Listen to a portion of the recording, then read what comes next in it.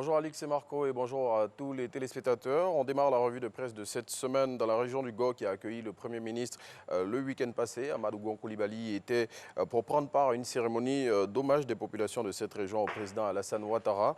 À cette occasion, devant les préoccupations exprimées par les populations à l'orée de la présidentielle de cette année, le chef du gouvernement, selon le Patriote, a déclaré « Notre pays ne reviendra pas en arrière ». Ahmed Bakayoko appelle la hiérarchie militaire à la vigilance et c'est avec ces mots, ce n'est pas le moment de dormir sur nos lauriers. Le ministre d'État, ministre de la Défense a tenu ses propos à l'occasion de la cérémonie des vœux de Nouvel An organisée à son cabinet le vendredi dernier. Plus de détails dans l'intelligent d'Abidjan.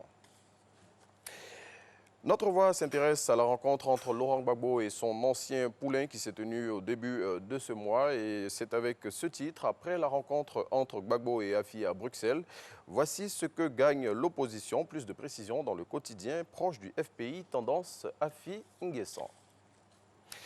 La police nationale met fin aux activités d'un trafiquant d'enfants, lutte contre la traite et l'exploitation des enfants. La police sauve 137 enfants d'un trafic honteux. C'est ce qu'indique le quotidien Le Matin dans son édition de ce jour.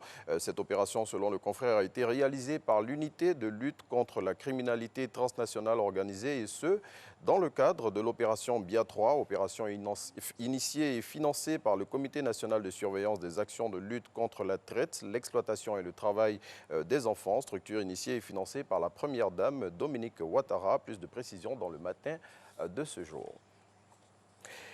À lire dans Allopolis de cette semaine, une folle affaire de résurrection.